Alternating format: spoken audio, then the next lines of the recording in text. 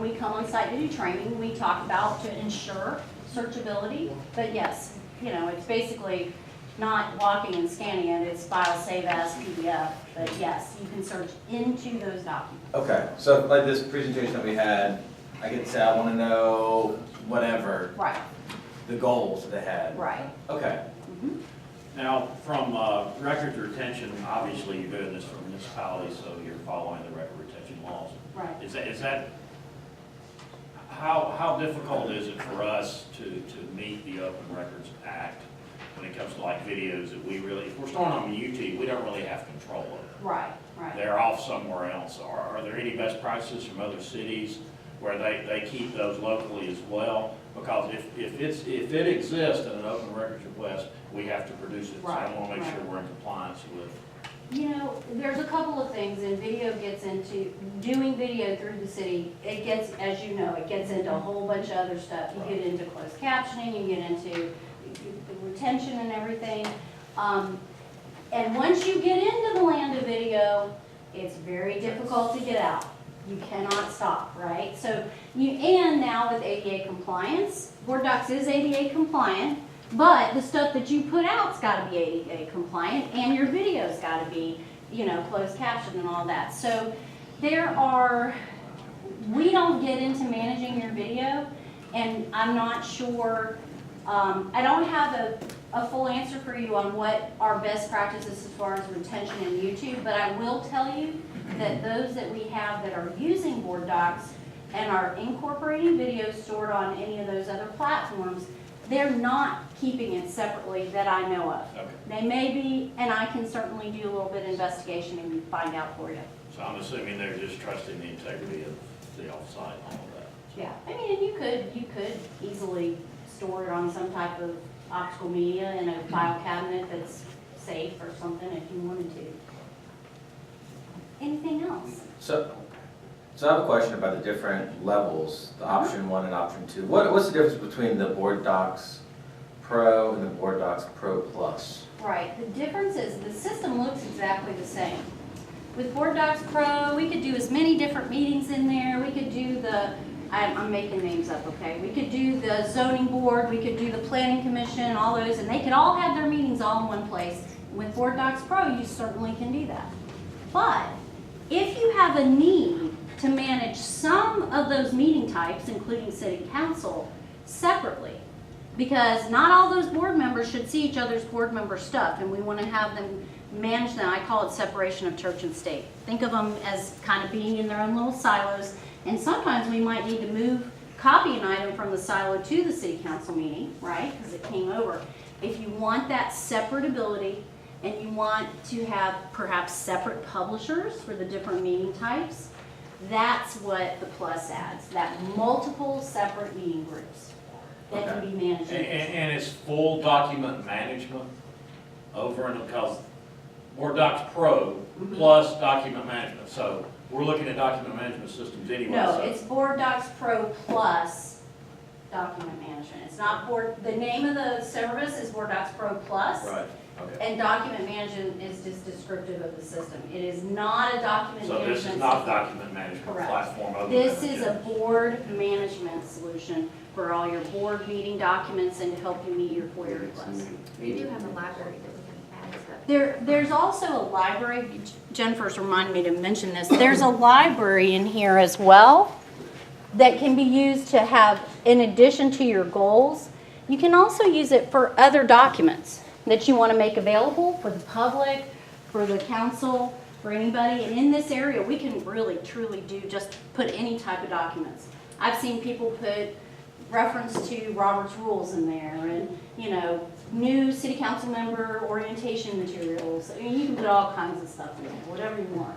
So the library's built in there as well.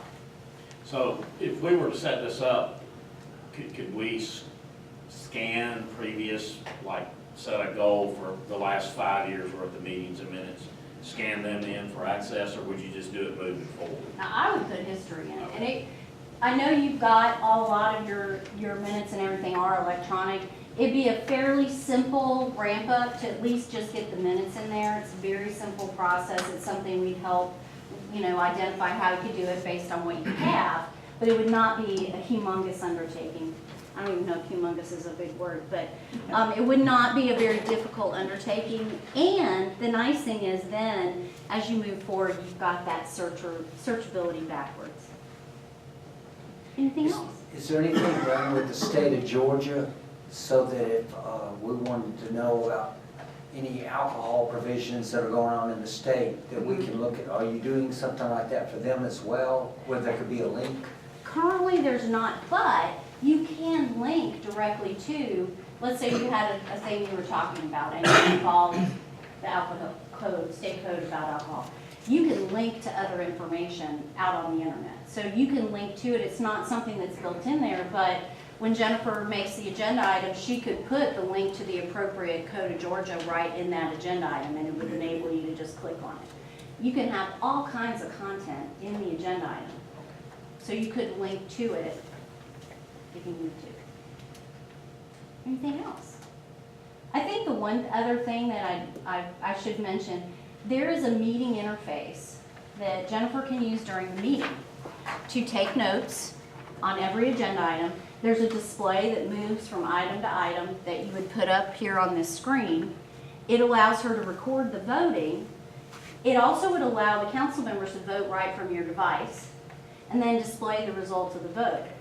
It puts the results of the vote right in the agenda item. So think about this, if you couldn't come to the meeting tonight and they were voting on something you were really interested in, that night you could go look at the agenda item in Board Docs and the results of the vote would be right in there. You wouldn't have to wait until, the next day or whenever the minutes. Then when Jennifer comes in to do the minutes, it will take all that information from the meeting and it will generate legally, minutes. Your minutes are supposed to contain the actions of the board, and it will have her notes in there, and then she can format it and do whatever she wants. But that's going to allow her to turn the minutes around much quicker too, and streamline that process. And that's a part of the system as well. Anybody else? Awesome. Thank you. Thank you, Lauren. You're so welcome. Y'all, thank so you. much.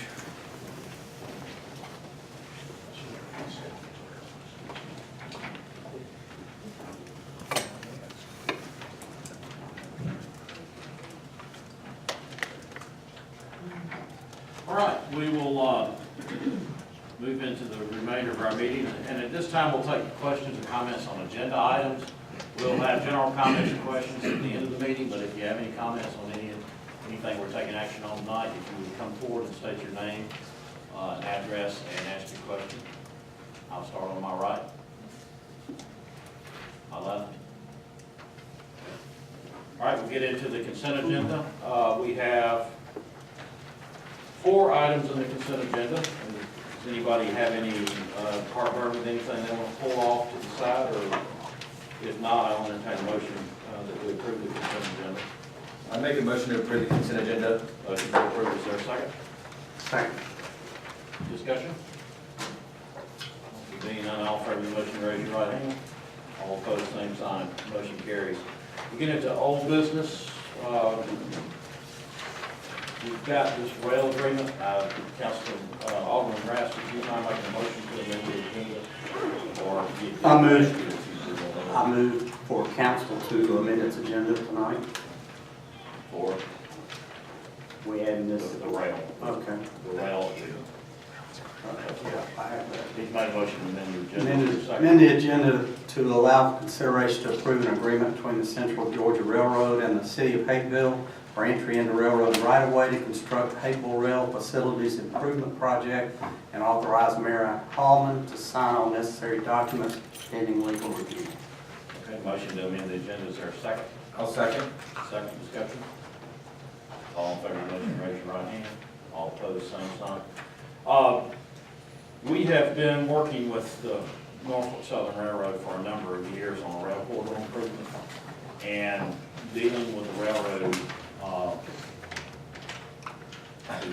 it's a very time-consuming process.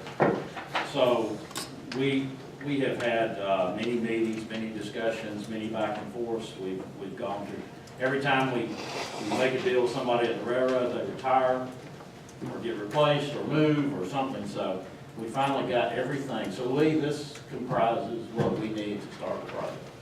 This is it. All right. So with this, when do we think this, we're gonna start? We've got to meet with the contractor and get a firm date. This was the last piece of the puzzle. This also allows for the 2 spur tracks to be removed, and originally they said we couldn't, so, Yeah, we've made great strides with them. yeah. Okay. So is anyone prepared to make a motion on this side? I'll make a motion to approve. Motion to approve, is there a second? Okay. Second, discussion? And just to be clear, this leaves in the Perkins crossing Correct. and the pedestrian ramp that's in the middle of town is still in the plan. Correct. Okay. Further discussion? So do we think we're gonna start in 2 weeks, 3 weeks, we're rough estimate? Probably months. A month? Might, probably, A month or months? yeah, Months, months, plural. probably, Okay. depending on how quick they can get crews out here. And we have to turn this back into the railroad again. All right. Working on this, Been I well got on done. council, I'd like to see it at the end. Yeah, it's been sitting on the stove for a long time. All right, is there any further discussion on this item? There being none, all in favor of the motion, raise your right hand. All opposed, same sign. Motion carries. Okay, under new business, we have consideration and action on professional services by J.K. Boatwright and Company for 2017 audit preparation systems, not to exceed an additional $5,000. At September 19, 2017 work session, Marion Council authorized the use of J.K. Boatwright and Company for audit preparation services up to $12,000. The client preparation documents are substantially more extensive than the prior auditors, and the city needs to expand the services of J.K. Boatwright in order to meet our 10/30 Malden and Deacons audit start date. Staff requests that we raise the authorization level previously agreed to from $12,000 to $17,000. Anyone prepared to make a motion on this item? So moved. Motion to approve, is there a second? A second. Second, discussion? So why do we need to do this? Or Tim or Jim? Essentially, the level of prepared by clients information needed for reporting for Ball and Jenkins is higher than what we've normally done for Boatwright. And it essentially has chosen the fees. I mean, the fees that we've had for Boatwright encompass more work that they did. And one of the ways that the new auditors keeps their fees down is they push more upon the clients to produce. So it was more than we expected, and that's why we had to do it. And this is still within what we budgeted But for. it's still under what we budgeted for the entire year. Okay. For the audit. For the audit? Mhm. Yes, sir. Okay. Any other questions or discussion? They warned us about changing auditors, didn't they? Well, I think it's Still important that we doesn't did it. fit. when you bring in a new firm, there is a learning curve, and this is part of that. And pulling Tim out, Yeah, you just. giving him extra duties Mhm. has necessitated some of this. We expected some of this. Look forward to getting the audit underway. To be none, all in favor of the motion, raise your right hand. All opposed, same sign. Motion carries. Next item is discussion of removal of coyotes. We've had several complaints by citizens that coyotes are stalking and killing their domestic animals, and cats and dogs and whatnot. Last year, the city reached out to the Department of Natural Resources, and they advised us that coyotes are indigenous to the area and should be left alone unless they have injured a person or were suspected of having rabies. Of course, since they're killing pets, staff need council direction on how to address this issue. Staff has provided a quote from a company that will remove the coyotes. This is not an issue that can or should be handled through our animal control program. So Chief, you want to fill us in on the background on this? I think Tim was gonna. Tim? I'll take the start, and then if Chief, you have further questions. I mean, essentially, as interim city manager, and kind of looking at the view, clearly I want to protect the residents, want to protect the property. And then there's always a balancing act between nature and what's indigenous, and then the individuals. At this point in time, we haven't had any noticeable threats to humans, to our residents, by the animals. And yes, there has been some loss of pets. At this point in time, it would be my recommendation, as a city manager portion, to not go and destroy or euthanize any of the animals, but we did want to bring it up for discussion. Oh, personally, I don't think euthanizing them is a wise move because we are interfering with the balance. So their presentation doesn't mention. I understand, but we've got choices. You remove them, but Chief, you and I talked about this, that if you remove them, you've got to take them over 200 miles away. Is that correct? Something along those lines. In fact, what we have in the proposal, he advises, was in fact to euthanize. So this proposal that is on the table, that's what he's recommending. He said you really don't want to do that. He had some options, and he did say if it was your interest, he could come back. He was just not available tonight to discuss those details further.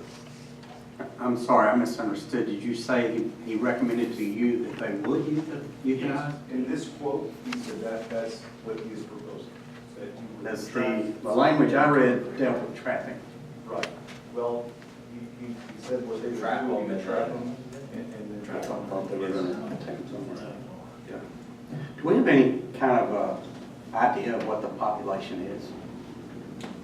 Sure, it varies, but we have a handle on that at all. He mentioned there's probably, he said there was probably about 5 or 6 that are in the area, and he shows them that area that basically encompasses the entire city of Hickville that they are traveling. And he said that's their normal route, those sort of things, so.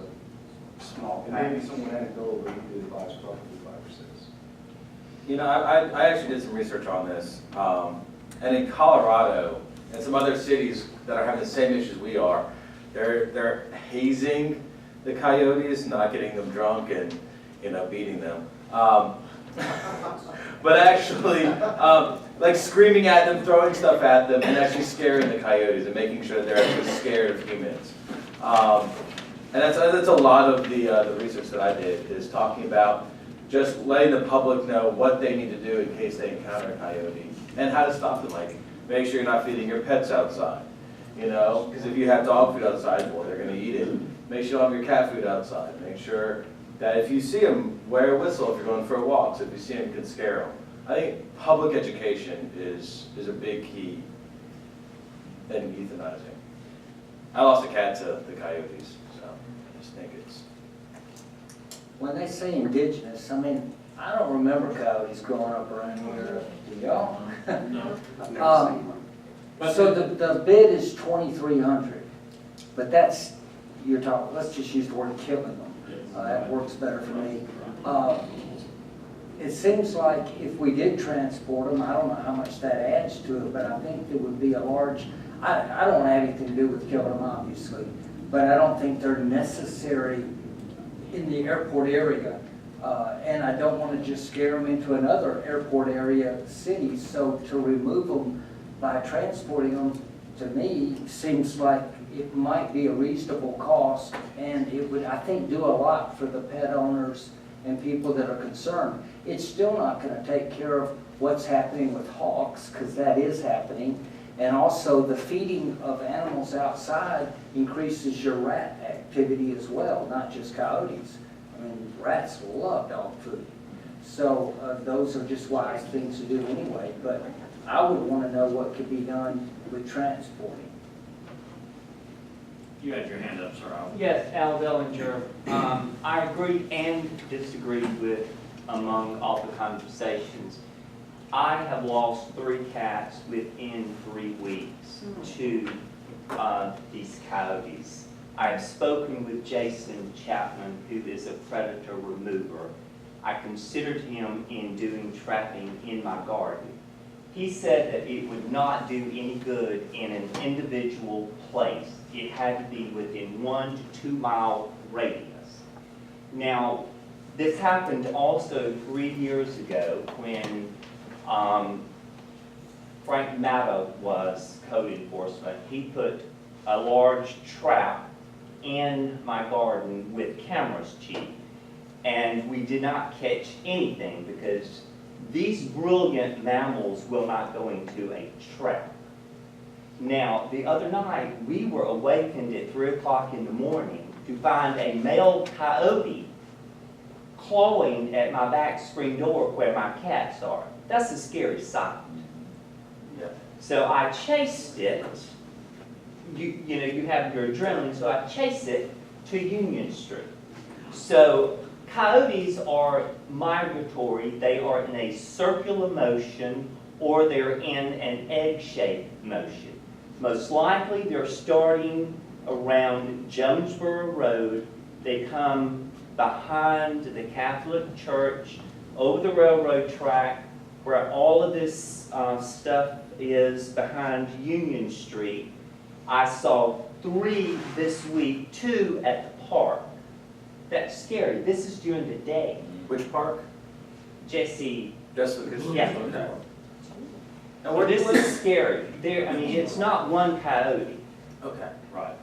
Problem is there's a pack of them in Forest Park too, because I've got some clients I do video surveillance for, and I have witnessed them on video footage. That's been 2 or 3 years ago. There's several of them down there that make their rounds. So Well, I'm they afraid if do we a migratory Right. I'm path. afraid if we remove them from here, they'll just stream in from other places, but I don't know. I don't know enough Well, about their migratory. I'm definitely gonna have my garden, because my cats stay in at night, my dishes that I feed my cats are washed, I take the water bowl in, we even have the portable grill put in a barn. So they have no reason at 3538. What is your street, sir? Hazel South, I'm sorry, South Fulton? right behind. South Florida. John, sort of comments. I did some research on this too. I haven't seen the coyotes, but I mean, that doesn't mean there's not a problem. But according to the Humane Society, when I looked up, there's a lot of research that says that if you trap coyotes or try to remove them, that you actually end up having a population explosion. Because what happens is that coyotes are, like he said, very intelligent, and they understand that their population's in decline, so they actually start breeding faster. And then if you move them, in most states, I don't know about Georgia, will not allow you to actually relocate them somewhere because they carry rabies. So it would be something you'd have to look into and whether or not. Sure, a lot of it is. Well, this is serious because Marietta is just now experienced an rabid coyote who attacked a citizen. Yeah, oh, I'm not denying it's serious, I'm just saying there's a Well, lot to it's consider on the issue. now has begun breeding season, fall to winter. So when it comes spring, we're gonna be inundated with pups. Is this the first time in recent memory that we've had this kind of coyote problem, or has it been? Been Three going on for years about ago. 3 or 4 years. That's the Yeah. first time I started hearing about it. Was about there were some over there around Norton's house on Old Jonesboro that started. That's when we first started realizing we had it. And I think if you go back, chickens, people started doing the chicken thing about 3 or 4 years ago. And we have a lot of chickens, and chickens bring coyotes, so maybe you might want to consider changing an ordinance. I know there's some farmers that have some chickens, but I think chickens are their natural choice for food, and I think if animals, domestic animals are in the way, they'll, I don't know. But- I don't know that they hunt domestic animals like they do chickens. But, I'm thinking you might want I'm to claiming to be an expert. consider, we have a lot of chickens in town. Yeah, I know the lady that was here, maybe she's here, I'm not sure, that talked about living on, back here. There's a chicken coop right behind her property, because I went around the block and looked. Well, there's at it. one on Margaret Street, there's one, I mean, everybody's got chickens lately. It's the kind of in thing to do. Yeah, and they eat more chicken, I think it's really good.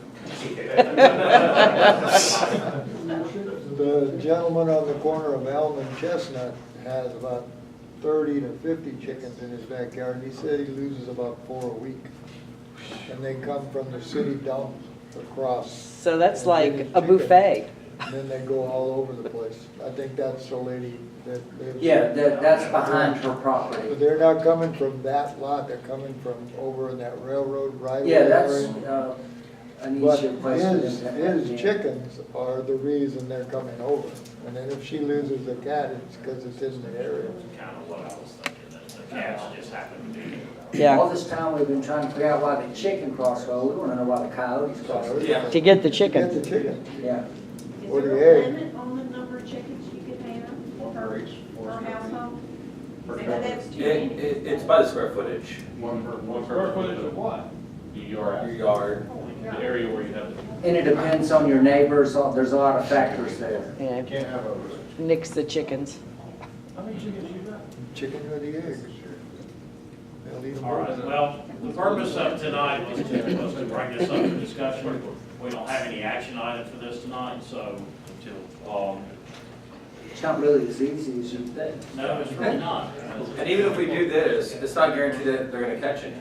You know, this is just for 2 weeks of them putting out trash. And if John Stout is right about the relocation, Georgia not allowing you, we gotta make sure whatever we do is in compliance with DNR's requirements. I mean, statewide, they put out a bounty on these guys for hunting. In Murray County, where all those chicken places are, it's free range to kill the chicken. Well, the problem is you can't discharge firearms legally within the city. I know, but I'm just saying. Get yourself a bow and arrow. You can't live in crossbow. It's legal, actually. If you issue me a permit. Never. The other side of the coin will be if you felt threatened by one.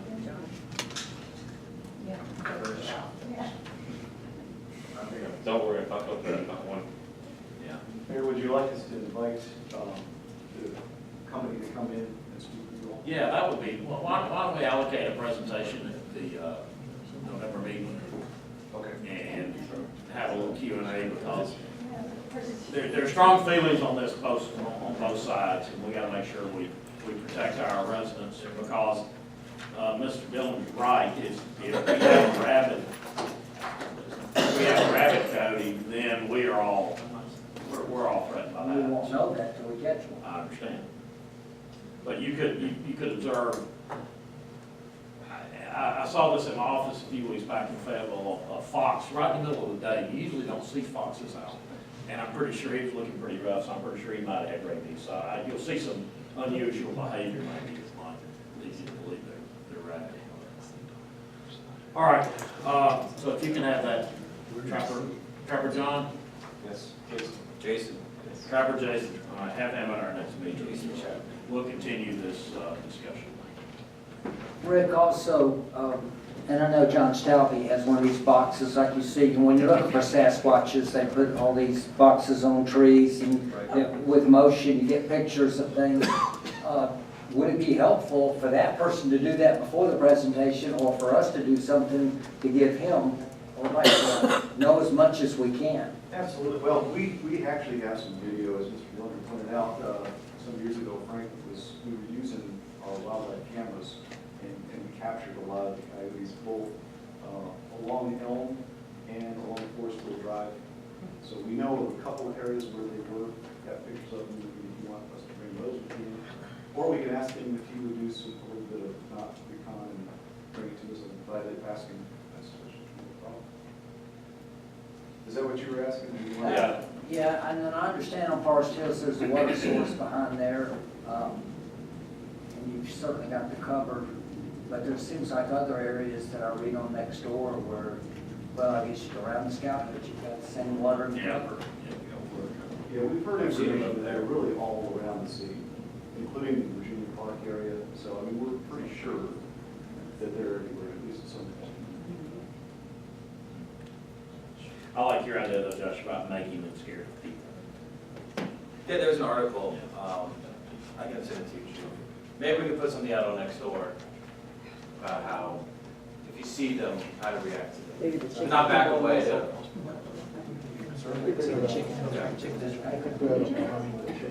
Well, if they don't, that's the problem. You want to make it uncomfortable. Yeah, you gotta throw stuff at them, you know, really make them stand your ground. They're very timid animals. They will run from you. So I have high pans and motion lights but they get closer. to where they're accustomed to that Right. because we have dogs that are pinned behind our property. They're used to that. They know nothing is going to happen. So now I have high pans and aluminum foil that blow and hopefully will scare them off. So. All right, well, we'll have our, we'll have the trapper fellow here at the next meeting and have some further discussion. All right, Tim, city manager report. Just a few items. I know that the entire city is anxiously awaiting tax, information on tax billing. They want to get the taxes, and trust me, we want to bill them. So as the most current update that we have right now is that Fulton County took the digest to the state on Friday. So we're hoping there are no issues, and the state normally approves within about a week. So hopefully it's approved by Friday, and then we get our transmission information, and we should be able to be billing out for the next 2 weeks. That is our hope, and we will keep everyone updated if something other than that happens. As we said, for the city, our auditors are going to be in on the 30th, and hopefully it will be a short time for them to do their review, do their audit, and then we hopefully get our report by the end of the year. We have trunk or treat at Master Park on Halloween evening, 6 to 8 p.m. Is that right, Tom? Yes, sir. Yes, sir. All right. And then it's not so much of a city thing, but the Solis is opening Target for the 1st of November for their soft opening, and then their grand opening on the 15th of November. That's it from our report right now. So much.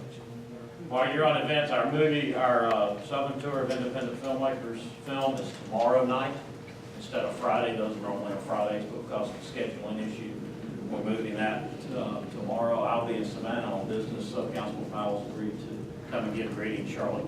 So, be there for you. All right, this time I'll open the floor for public comments. This could be a comment or a question about anything of your, any topic you'd like to, and I'll start on my left. Awesome.